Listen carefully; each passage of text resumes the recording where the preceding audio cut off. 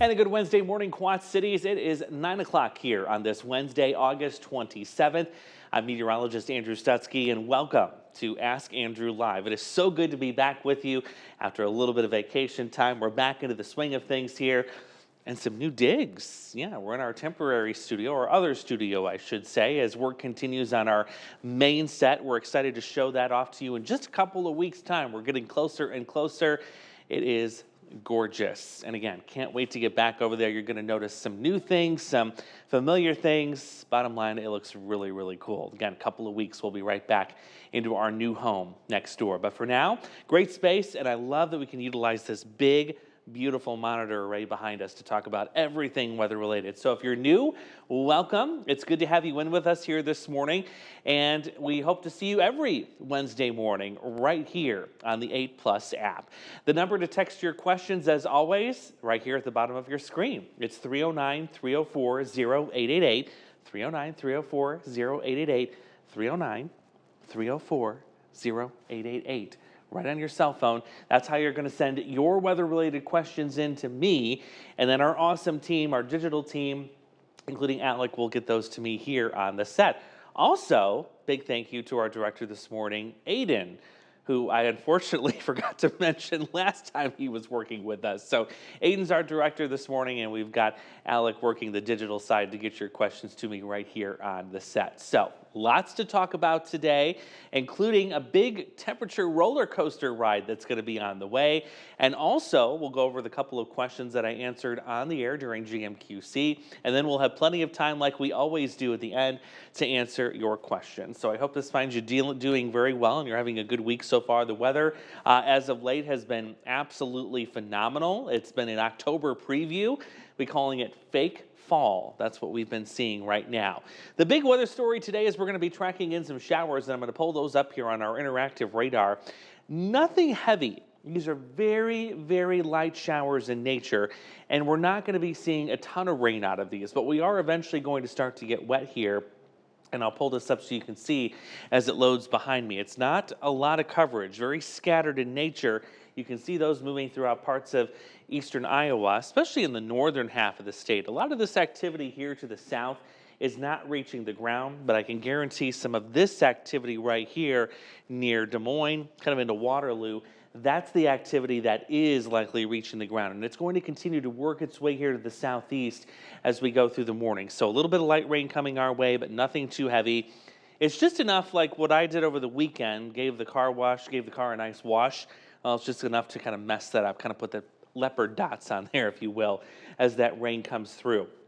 That and another shower chance tomorrow is all we have in terms of the rainfall opportunity. Now, Future Track has been doing a fantastic job handling the timing and also the coverage of this rain too as it moves through. In fact, you notice here as we put Future Track into motion, well, actually it wants to go to the 14-day.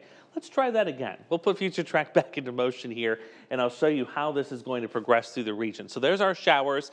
They'll continue up until about 3, 4 o'clock or so. So kids walking home from school, especially on the Illinois side, might get a little wet. Hopefully they have the umbrella, as I've been advising the last couple of days. The rest of this evening is quiet. Really don't see too much happening here. And even overnight, it looks like any new activity is going to take off to our north and to our east. But as we go into tomorrow for Thursday, we're going to start off dry with a mostly sunny sky. And then as we get into the afternoon, there you see a couple more of those showers. What you're seeing is a cold front coming right in from the north. So that's going to have enough lift, enough energy and moisture with it to give us some of those scattered showers tomorrow afternoon. We're not expecting any severe weather, but we are going to have a pretty big roller coaster ride of temperatures to contend with in the next several days. And I showed you that here with our 14-day, and I'll go right back to it because it really shows it best. The 8-day, yeah, you can see a little bit of a dip, but if you pull this out to the full 2 weeks, you can really see how we're going to start that roller coaster ride, starting with the 80s tomorrow, and then another little dip here into the weekend. Then we get to Labor Day. We're going right back up, followed by our next cold front, which will be arriving after Labor Day, next Tuesday into Wednesday. That will once again cool off temperatures for the following weekend. That gets us right back into low 70s before we start that gentle climb right back up into the 80s by the tail end of the 2-week period. So This is not that unusual. We're getting into September. We're starting meteorological fall, by the way, September 1st. So this is to be expected. That wild roller coaster ride is going to continue. Speaking of rides, I'm going to collapse a few things on my screen here really quick. Let me talk about the temperature pattern that we've had this year so far. That was the focus of our question this morning. We had Dave asking us here from Clinton, have we seen more hot days this year? And I know hot is kind of a relative term. Some of us have different definitions of hot. For me, I think hot is anything 90 plus, but there's some of you maybe 80 plus or 85 plus you may consider to be hot. We've definitely had our fair share of all of those, but what I want to show you is this data broken down. And I'm actually going to have Aiden, our director, take this full screen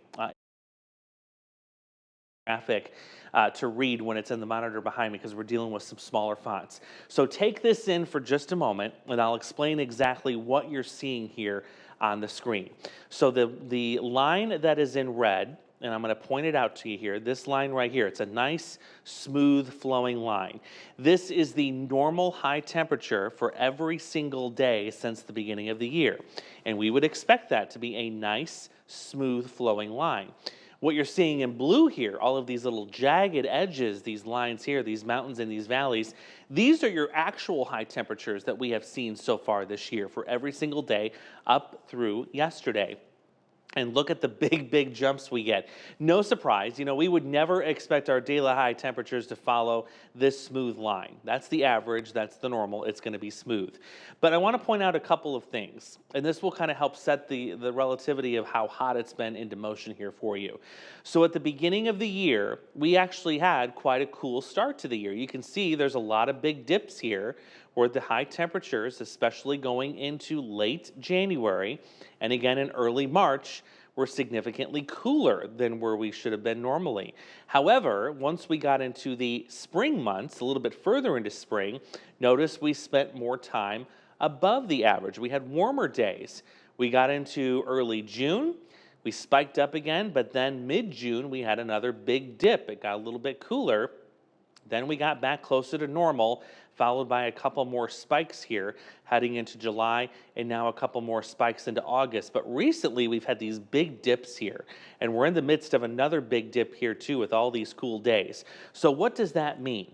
If you take all of those temperatures that we have observed so far and compare them to what the normal reading would be, we're only about 0.2 of a degree warmer than normal in terms of the temperatures so far this year, and our summertime temperature is only about 0.4 of a degree warmer. So with that being said, we've had a fairly average summer. The only thing that hasn't been average is the humidity, and we've talked about that, how July, we had the second most humid July on record in the Quad Cities. I think it's the humidity that's got all of us thinking it's been so hot this summer, not so much the temperature. Here's the raw math.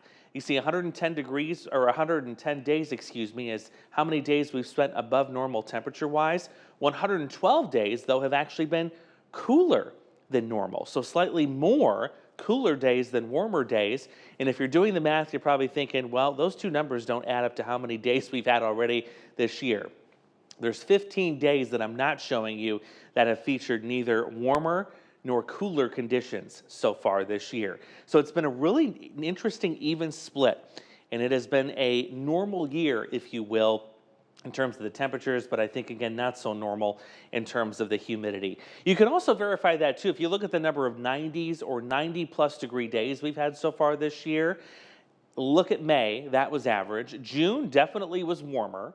July, we fell short of the average, and we're also falling short during the month of August. I guarantee you we're not going to see a 90-degree day before the close of the month, which is happening in just a matter of days. September, we usually see about 2 90-plus degree days on average, so I don't think we're going to be making those up anytime soon, but look at the total at the top, 20 out of 23. That's a pretty average year in terms of the heat that we've had here in the Quad Cities. So that was a fantastic question. Really enjoyed digging into the data. I consider myself a data nerd, and if I can get my hands on that data and put it in a nice graph for you, I'll always do that to kind of break it down and let you see how things are panning out. The other question I had this week involves the upcoming winter. A lot of you have been wondering, Does all this rain that we've had this summer, this really wet, active summer, mean we're going to get some really nice snows for the upcoming winter? So again, I went back into the data, kind of dug through some of that, and I'm going to throw this up here on the screen. And I think we can start with the wide picture here first, and then we'll eventually get into the nitty gritty. But what I'm going to do is I'm going to show you the top 10 wettest summers. They're all listed on your screen right here. Now, our summer currently is nowhere near the top 10. This is the 52nd wettest summer on record for us here in the Quad Cities. So not a huge deal, not extremely wet, but it's definitely been wetter than normal. Look at some of the more recent wettest summers, though, including the ones that made the top 10. 2010, 2009, 2007. We've got at least 3 years there that are really tightly grouped together. So we've got a lot of good data to work with here. So let me pull up the end result here. What happened with those wet summers the following winters? Did we get more snow, or did we get a little bit less snow? Well, the consensus is most of those following winters featured much more snowfall. In fact, take a look at 2007, almost 2 feet worth of snowfall, more than 2 feet almost in some spots. We almost had 2 feet also in 2010. 1993, we had about a foot more worth of snow and more than a foot in 2009. Now, yes, there have been some years where we didn't get all of the snow, but more often than not, we did end up with a snowy winter that followed a really wet summer. What's going to be the number one driver, though, of the winter snow is going to be the ENSO pattern. That's what's going on in the eastern Pacific Ocean. And actually some news was made with that this week. In case you missed it, a La Nina watch has now been issued, and that's from our friends over at NOAA, which is the governing body of weather here in the United States. So La Nina watch, I'm going to show you this here too, and then we'll go over the fall pattern. And of course, in a few minutes, we're going to get to your questions. But I want to show you this too, because this is really, really going to be impactful to the upcoming winter forecast, which, by the way, we're not that far away from. About 2 more months, we're going to get the official winter outlook from NOAA. And of course, already we're starting to put some of those pieces of the puzzle together. But check this out. So what you're seeing on your screen, all these different bars, starting with the blue here on many of these different little groups of months, that's the probability of seeing La Nina conditions. The dark gray bar here, this is the probability of seeing neither La Nina or El Nino. And then the tiny little red bar at the bottom that doesn't get bigger until you get over here, that's our probability of seeing El Nino conditions. So right now we're in neutral, and we've been in neutral for a while, but look at how the blue bar steps up, especially as we get into October, November, December, January, and even into early parts of February.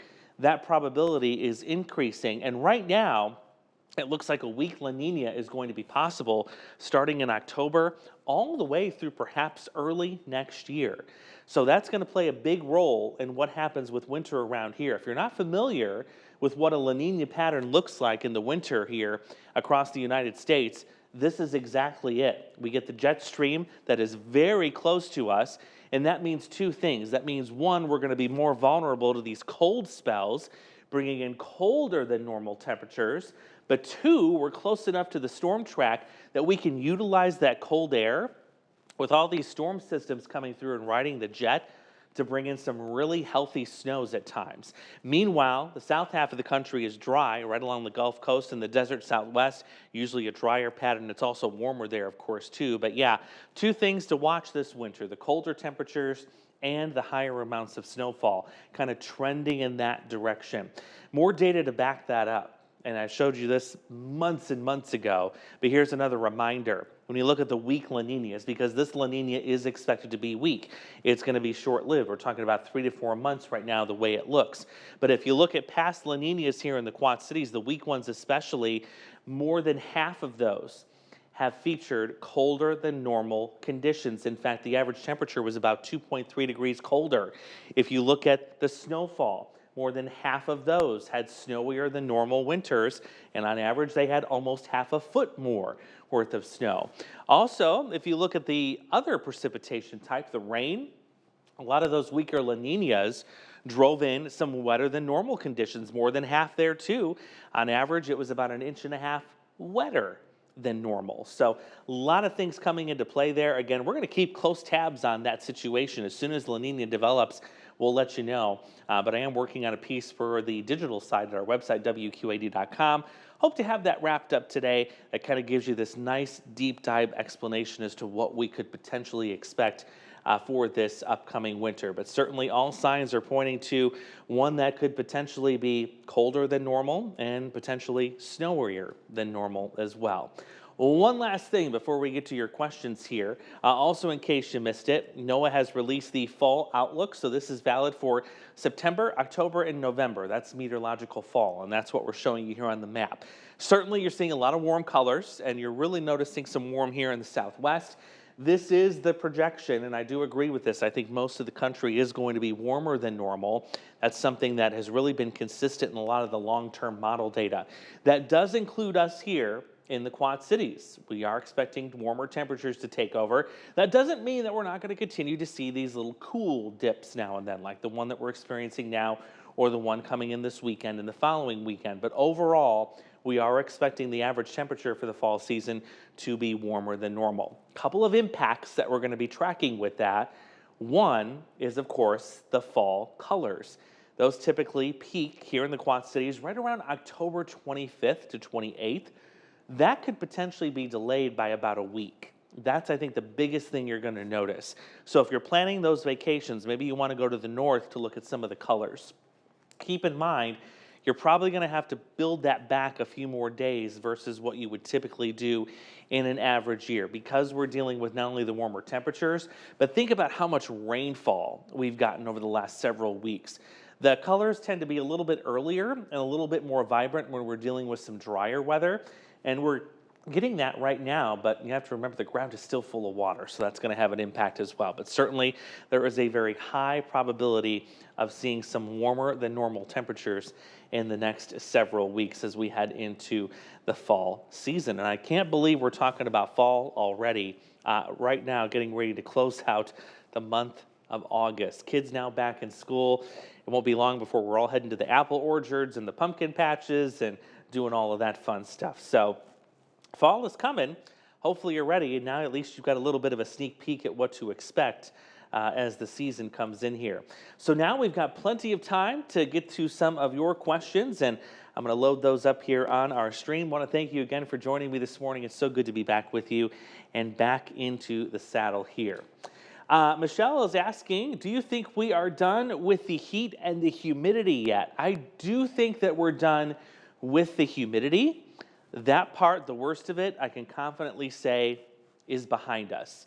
The heat, though, I do not think we're done with the heat quite yet. I'm going to show you why I think, confidently that we're going to be done with the humidity. We always talk about the corn sweat that exists across, especially our part of the country. And I'm going to bring up that graph here so you can see that we're now past the peak of corn sweat season. So here we are, we're now at the end of August and into September, and what a remarkable drop this is. Just look at this. A month ago, we were right here, kind of at the peak of corn sweat season, where we were on average getting about 0.3 to 3.5 of water thrown into the air every single day by all of that corn. That has now essentially been cut in half and then some, and we're not going to be seeing any more corn sweat for the remainder of the year. You've also probably noticed that a lot of your flowering plants are getting ready to kind of put in that last hurrah of blooming in color. They're not putting as much moisture and also water into the air as they were, say, a month ago, as our growing season is getting ready to start slowing down. So plants are getting ready to go into hibernation here in the next several weeks. That will limit the amount of water vapor we can have in the air. Hence, it will limit the amount of humidity we can have in the air as well. But I still expect we've got at least one, maybe two more 90-degree days that we're going to have to squeeze out quite yet. Good morning, Linnell from Elizabeth, Illinois. They're up in Joe Davis. Kind of good to have you with us here this morning. Riley has a joke of the day. I wondered, did you do these jokes while I was gone? Hopefully you kept Morgan and Peter some good company. Riley, let's see what your joke is here this morning. Why are meteorologists so calm during a storm? That's a good question. Okay, the answer is they've learned to stay centered in low pressure. I like that. That's really cute. Thank you so much, Riley. It's so good to be back, and nice to be talking weather again here with you. Asking about the coverage for tomorrow's chance of rain. Is there anything exciting for Monmouth and the Alexis area? I think just a quick hitting shower is all we're going to see out of that. The cold front that's coming in tomorrow, very starved for moisture. It's not going to have a lot of moisture to work with. And also, too, you look at the timing. Yeah, it's coming in right at about 4:30.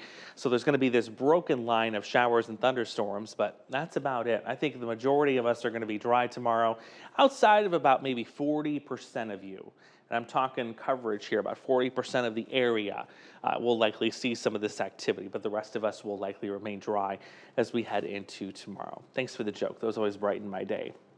We have Frank in Davenport asking, did you see the dust storms in Phoenix? Is that normal? Does it occur once every few years? The videos are crazy. That was a haboob. In fact, we showed that yesterday on Good Morning Quad Cities, and I also believe we had it on the 11 o'clock as well. Haboobs are quite frequent in that part of the country. In fact, Peter was kind of mentioning this the other evening when he was filling in for James, talking about the monsoon season, how that has started in the desert Southwest. That is very typical for this time of year, and I've also visited there too when these have been ongoing. Haboobs, of course, it's caused by all the dust and the desert sand just sitting around. It's easily picked up by the wind. And remember, like storms here, when the storms come in, you get that good rush of wind, that rain-cooled air. That's exactly what's happening in Arizona, except instead of picking up debris and other things like that, it's picking up the sand, it's picking up the dust and the dirt and creating these giant dust storms. Very hazardous to travel. I believe the Sky Harbor Airport there in Phoenix had to be closed down for a brief period of time. They're very scary to drive in. You can go to YouTube and find a whole host of videos of people that have posted their dash cam video driving through these things. It goes from the lightest and brightest part of the day to just absolute pitch black darkness. And in most cases, it's that really eerie dark brown color.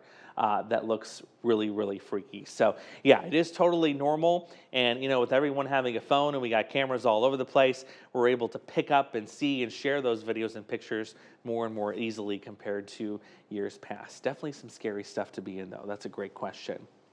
Linnell is asking, is the ragweed still on the high side? I had a problem last night with my asthma and was wondering if that was the reason why. I have some good news for you, Linnell. And in fact, we just got this good news a few hours ago. Let me scroll back to my graphic that I just updated. And by the way, the news was so good. Today's update on the ragweed is actually going to be the last one that we're going to have for you this season.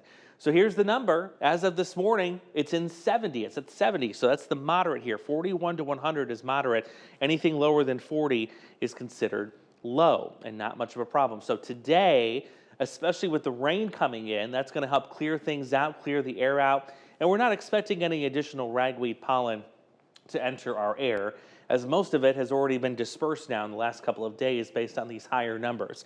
And that's typical. You're going to get this ragweed number that will climb. It will, what we call kind of crescendo, max out, and then it will quickly drop off, and that's the end of the ragweed season. So today, tomorrow, once we get behind those 2 days, ragweed should pretty much be wrapped up for the season. And again, this is the last number, the last reading we're going to get from our allergist, Dr. Mark Blaser. I want to thank him, as always, every single year, coming in a pinch there to give us those numbers. And it's interesting how he counts these, by the way. If you didn't know, he literally puts one of those slides, those glass slides that you would see in chemistry or maybe a biology class when you were in school.